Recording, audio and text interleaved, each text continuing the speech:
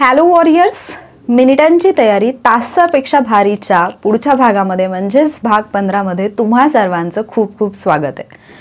आपण यापूर्वी ऑलरेडी 14 भाग जे आहेत ते पाहिलेले आहेत आणि तिथे आपण मिनिटांच्या तयारीमध्ये तासांपेक्षा भारी कंटेंट जो आहे तो कव्हर केलेला आहे।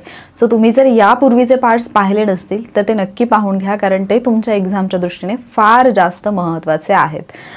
आजचा जो भाग आहे तो अगेन आपण सायन्सवरचा घेतोय, कारण यापूर्वी एक सायन्सचा जो पार्ट मी अपलोड केला त्याला तुम्ही खूप छान प्रतिसाद दिला आणि म्हणूनच सगळ्यांना अवघड जाणारा सायन्स हा जो विषय आहे आणि एक्झामच्या दृष्टीने महत्त्वाचा असणारा, त्याच्यातही जीवशास्त्रावरती म्हणजेच बायोलॉजीवरती जास्त प्रश्न येतात। तर आपण आज बायोलॉजीचाच एक पॉइंट जो आहे तो कव्हर करणार आहोत, जो पॉइंट आहे उत्सर्जन या संस्थेशी रिलेटेड। सो आजच्या लेक्चरमधला पहिला प्रश्न म्हणजे आजच्या लेक्चरमधला प्रश्न पाहूयात आपण।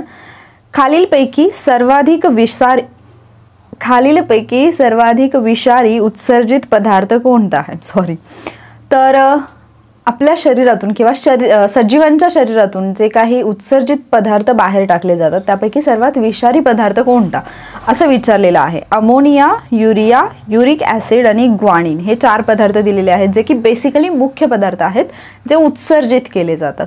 तर या प्रश्नाचं जे बरोबर उत्तर आहे ते आहे पर्याय क्रमांक 1 अमोनिया। अमोनिया हा सर्वाधिक विषारी असणारा उत्सर्जित पदार्थ आहे।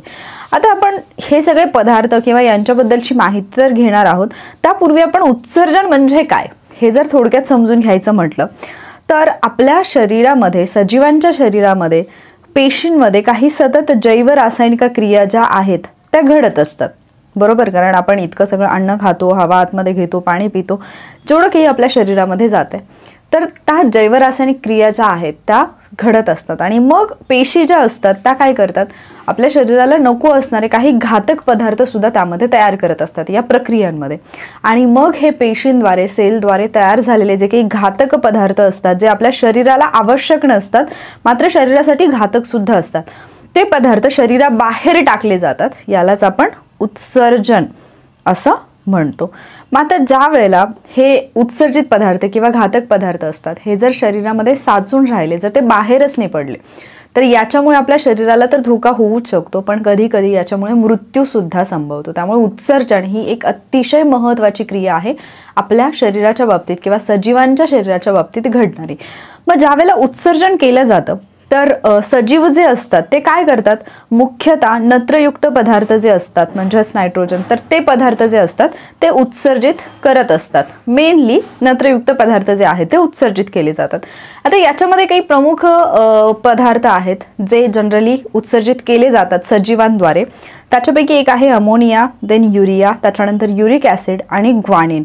याच्या व्यतिरिक्तही काही उत्सर्जित पदार्थ आहेत जे सजीवांच्या शरीराद्वारे बाहेर टाकले जातात, ते म्हणजे ॲलॅन्टोनिन, ह्युप्यारिक ॲसिड, त्याच्यानंतर क्रिएटिन आणि क्रिएटिनिन। याच्यातल्या क्रिएटिनिनवरती पण आयोगाने प्रश्न विचारलेला आहे। मग आता आपण यातले प्रत्येक उत्सर्जित पदार्थ आहे त्याच्याबद्दलची अधिकची माहिती जाणून घेऊयात। आपल्या प्रश्नाचं जे उत्तर होतं ते होतं अमोनिया। अमोनिया हा सर्वाधिक विषारी असणारा उत्सर्जित पदार्थ आहे आणि अमोनिया शरीराच्या बाहेर टाकण्यासाठी सजीवांना जास्त पाण्याची गरज असते। म्हणजे 1 ग्राम अमोनियासाठी जवळपास 500 मिलीलिटर इतकं पाणी लागतं, 500 ml इतकं पाणी लागतं। मग अर्थातच जर अमोनिया बाहेर टाकण्यासाठी इतकं जास्त पाणी लागत असेल तर अमोनिया उत्सर्जित करणारे सजीव कोण असतील किंवा ते कुठे राहत असतील? अर्थातच ते पाण्यामध्ये राहणारे सजीव असतात। बहुतेक करून गोड्या पाण्यातले जे मासे असतात तेच अमोनिया उत्सर्जित करतात। मग याच्यामध्ये जर आपण उदाहरणं पाहिली तर प्रोटोझोआ आहे, त्याच्यानंतर स्पॉन्ज आहे, टॅडपॉल आहे, हे प्राणी जे आहेत ते NH3 म्हणजे अमोनिया जो आहे तो उत्सर्जित करत असतात। प्रश्न असाही येऊ शकतो की खालीलपैकी कोण अमोनिया उत्सर्जित करतं, अशा प्रकारचा प्रश्न बनू शकतो। तर तुम्हाला हे जे ऑप्शन इथे दिलेले आहेत किंवा ही जी नावं इथे दिलेली आहेत, प्रोटोझोआ असतील, स्पॉन्ज असतील किंवा टॅडपॉल असतील, तर हे अमोनिया उत्सर्जित करतात आणि अमोनिया उत्सर्जित करण्यासाठी 1 ग्राम अमोनियासाठी 500 मिली इतकं पाणी लागतं। त्याच्यानंतर दुसरा विषारी पदार्थ किंवा दुसरा उत्सर्जित पदार्थ आहे युरिया। युरिया हा मध्यम विषारी असतो, म्हणजे अमोनियापेक्षा कमी विषारी असेल हा, आणि याला शरीराच्या बाहेर टाकण्यासाठी सुद्धा मध्यम पाण्याची गरज असते। जसं की 1 ग्राम युरियासाठी 50 ml इतकं पाणी आवश्यक असतं। जवळपास सर्व सस्तन प्राणी जे मॅमल्स आहेत आणि खाऱ्या पाण्यातले जे मासे आहेत ते काय करतात, युरिया जो आहे तो उत्सर्जित करत असतात. मग याच्यामध्ये बेडूक आहे, मॅमल्स आपण पाहिले, ॲम्फिबियन्स आहेत, त्याचबरोबर शार्क्स असतील तर हे सुद्धा काय करतात, युरिया उत्सर्जित करत असतात. हा युरिया जो आहे हा अमोनियापासून तयार होत असतो. युरिया अमोनियापासून तयार होतो. आणि सस्तन प्राण्यांचा जर आपण विचार केला तर सस्तन प्राण्यामध्ये यकृतात ऑर्निथिन सायकल हे जे नाव आहे ना हे लक्षात ठेवा, कारण इथे प्रश्न बनतो. ऑर्निथिन सायकलने युरिया तयार होतो. प्रश्न सरळ सरळ असा बनेल, सस्तन प्राण्यामध्ये यकृतात डॅश डॅश सायकलने युरिया तयार होतो. ऑर्निथिन हा शब्द लक्षात ठेवा. त्याच्यानंतर येतो तिसरा उत्सर्जित पदार्थ, तो म्हणजे युरिक ॲसिड किंवा युरिक आम्ल. आता युरिक ॲसिड जे आहे ते सर्वात कमी विषारी असणारा उत्सर्जित पदार्थ आहे. म्हणजे अमोनिया सर्वाधिक विषारी आहे, त्याच्यानंतर युरिया, त्याच्यानंतर युरिक ॲसिड. आता अर्थातच हा कमी विषारी आहे, तर शरीरातून बाहेर टाकण्यासाठी सुद्धा याला कमी पाण्याची गरज असते. जसं की 1 ग्रॅम युरिक ॲसिडसाठी केवळ 10 ml इतक्याच पाण्याची आवश्यकता असते. आणि मग हे युरिक ॲसिड कुठले प्राणी आहेत, कुठले सजीव आहेत जे उत्सर्जित करतात, तर सरपटणारे प्राणी असतील ज्यांना तुम्ही रेप्टाइल्स म्हणता, काही पक्षी, त्याच्यानंतर कीटक, त्याचबरोबर स्नेल्स, हे जे प्राणी आहेत, हे जे सजीव आहेत ते युरिक ॲसिड जे आहे ते उत्सर्जित करत असतात. आणि यकृतामध्ये हे जे युरिक ॲसिड आहे ते तयार होताना आयनोसिनिक पाथवेने ते तयार होतं. आयनोसिनिक पाथवेने ते तयार होतं. ठीक आहे. सो दोनच्या प्रक्रिया मी तुम्हाला सांगितल्या. एक सांगितली ऑर्निथिन सायकल आणि दुसरी आयोनोसिनिक. ठीक आहे. आयोनोसिनिक कशासाठी आहे, युरिक ॲसिडसाठी आहे. आणि ऑर्निथिन कशासाठी आपण पाहिलेली, ऑर्निथिन कशासाठी पाहिलेली आपण, युरियासाठी पाहिलेली होती. त्यानंतर नेक्स्ट जो उत्सर्जित पदार्थ आहे तो आहे ग्वानिन. ग्वानिन महत्त्वाचा आहे. तर अष्टपाद जे असतात, अष्टपाद प्राणी असतील किंवा कोळी, म्हणजे कोळी, विंचू हे जे प्राणी येतात, कोष्टी, हे अष्टपाद या गटामध्ये जातात.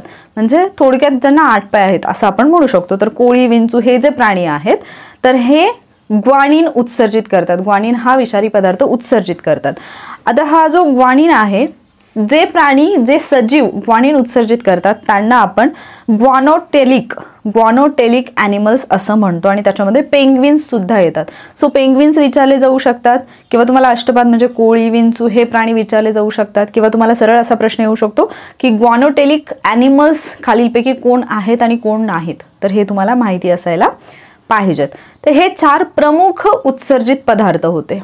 आता आपण पाहणार आहोत काही इतर पदार्थ जे इम्पॉर्टंट आहेत आणि जिथे यापूर्वी आयोगाने प्रश्न विचारलेला आहे. त्याच्यामध्ये जर पाहिलं आपण तर पहिला आहे ॲलंटोनिन. ॲलंटोनिन जो आहे तो युरिक आम्लापासून तयार होतं आणि गर्भाद्वारे याचं उत्सर्जन केलं जातं. हे तयार कशापासून होतं, युरिक ॲसिडपासून ॲलंटोनिन तयार होते आणि गर्भाद्वारे याचं उत्सर्जन होतं. लक्षात ठेवायला इझी आहे. गर्भ म्हणजे अजून ते बाळ पोटात आहे. ठीक आहे. तर त्याला टॉनिकची गरज आहे असं लक्षात ठेवा. आली अजून पोटात आहे, त्याला टॉनिकची गरज आहे. सो ॲलंटोनिन असं तुम्ही लक्षात ठेवू शकता. हे त्याच्यानंतर दुसरं जे आहे ते ह्युपिरिक ॲसिड. ह्युपिरिक ॲसिड जे आहे आहारामध्ये आपण म्हणजे सजीव जे काही खातात त्याच्यामध्ये जर समजा बेन्झोइक ॲसिडचं प्रमाण आलं, बेन्झोइक ॲसिड जर खाण्यात आलं तर ह्युपिरिक ॲसिडचं उत्सर्जन होत असतं शरीरातून. त्याच्यानंतर क्रिएटिन आणि क्रिएटिनिन हे 2 महत्त्वाचे आहेत.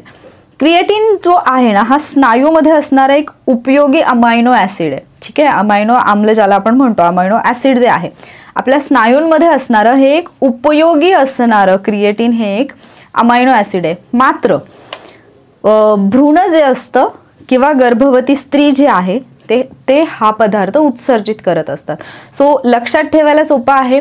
गर्भवती स्त्री काहीतरी क्रिएटिव्ह करणार असते, म्हणजे नवीन बाळ जन्माला येणार असतं आणि ते बाळ क्रिएटिव्ह आहे. सो गर्भवती स्त्री आणि भ्रूण हे काय करतात, क्रिएटिन जे आहे ते उत्सर्जित करतात.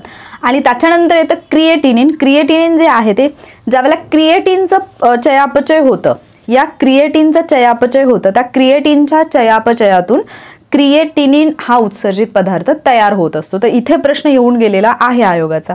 हे 4 जर लक्षात ठेवायचे असतील, पहिल्यांदा तर आपण काय पाहिलं, ॲलन्टोनिन काय पाहिलं आपण, गर्भाद्वारे याचं उत्सर्जन होतं, म्हणजे गर्भामध्ये आली आहे त्याला टॉनिक पाहिजे. सो ॲलन्टोनिन लक्षात राहील तुमच्या. ह्युपेरिक ॲसिड आहे, बेन्झोइक ॲसिड, एक ॲसिड खाण्यात आलं, बेन्झोइक खाण्यात आलं तर ह्युपेरिक ॲसिड जे आहे ते उत्सर्जित होतं. क्रिएटिन काय आहे, गर्भवती माता, भ्रूण हा क्रिएटिव्ह गोष्ट आहे. सो गर्भवती माता, गर्भवती स्त्री किंवा भ्रूण हे याचं उत्सर्जन करतात. पण असताना क्रिएटिन काय आहे, एक उपयोगी असणारा अमायनो ॲसिड आहे. आणि क्रिएटिनिन काय आहे, क्रिएटिनच्या चयापचयातून क्रिएटिनिन हा पदार्थ जो आहे, उत्सर्जित पदार्थ जो आहे तो तयार होत असतो. तर उत्सर्जन संस्था ही एक महत्त्वाची संस्था आहे जिथे आयोगाने यापूर्वी प्रश्न विचारलेले आहेत. मागचा जो होमवर्क आहे तो थोडासा आयोगाने यापूर्वी विचारलेल्या प्रश्नांशी रिलेटेड आहे. एकतर आयोगाने स्टेप्स विचारलेल्या आहेत, 2 गोष्टींच्या स्टेप्स यापूर्वी विचारलेल्या आहेत. आज आपण जे होमवर्कमध्ये क्वेश्चन मी तुम्हाला देते तो आहे की उत्सर्जनाशी संबंधित जे विविध आजार असतात, जसं पॉलियुरिया आहे, हिमॅच्युरिया आहे, तर मी सांगत नाही, तुमचा तो होमवर्क आहे तुम्ही उत्सर्जनाशी संबंधित असणारे विविध आजार जे आहेत, कमीत कमी 5 आजार तरी, आणि मॅक्झिमम जेवढे तुम्हाला सापडतील तेवढे आजार तुम्ही मला कमेंट बॉक्समध्ये सांगणार आहात. कारण हे जे आजार आहेत हे तुम्हाला एक्झाममध्ये विचारले जाऊ शकतात. आणि पॉसिबल असेल तर फक्त आजाराचं नाव लिहू नका, तर त्या आजारामध्ये एक्झॅक्टली काय होतं, म्हणजे जर तुम्ही पॉलियुरिया म्हणत असाल तर पॉलियुरियामध्ये नक्की काय समस्या जाणवते, हिमॅच्युरिया म्हणत असाल तर त्याच्यामध्ये नक्की काय समस्या जाणवते, हे सुद्धा तुम्ही काय कराल, लिहून पाठवाल. जर या पद्धतीने कराल तर डेफिनेटली तुमच्या लक्षात राहील की तुम्ही कुठला कुठला अभ्यास केला आणि जेव्हा क्वेश्चन येईल त्यावेळेला त्याचा आन्सर देणं तुम्हाला इझी जाईल. सो हा जो एक नवीन उपक्रम मी तुमच्यासाठी घेऊन आले तो तुम्हाला कसा वाटतो, हेल्पफुल वाटतो की नाही हे सुद्धा मला कमेंटमध्ये न विसरता सांगा. यापूर्वीचे पार्ट्स पाहिले नसतील तर ते पाहून घ्या. आणि याच्यासोबतच आपण दुसरा एक उपक्रम सुरू केलेला आहे वॉरियर ऑफिसरवरती, थेंबे थेंबे तळे साचे, जिथे छोटे छोटे पॉईंट्स जे तुमच्या एक्झामच्या दृष्टीने महत्त्वाचे आहेत ते मी तुमच्यासोबत शेअर करत असते टेक्स्ट फॉर्मॅटमध्ये, जे तुम्ही अगदी 2 मिनिटांचा वेळ देऊन किंवा 1 मिनिटाच्या वेळेतही वाचून तुम्ही त्या गोष्टींची रिव्हिजन करू शकता. सो तुम्ही जर ते पाहिलं नसेल तर आपल्या यूट्यूब चॅनलवरती जा, वॉरियर ऑफिसरवरती, आणि कम्युनिटी पोस्टला थेंबे थेंबे तळे साचे जेवढा पण पोस्ट मी केलेले आहेत त्या रीड करून घ्या, कारण त्या एक्झामच्या दृष्टीने इम्पॉर्टंट आहेत. हा व्हिडिओ हेल्पफुल वाटला असेल तर व्हिडिओला लाईक आणि शेअर नक्की करा, आणि पुढचा पार्ट पाहण्यासाठी आपल्या चॅनलला सबस्क्राईब नक्की करा. थँक्यू.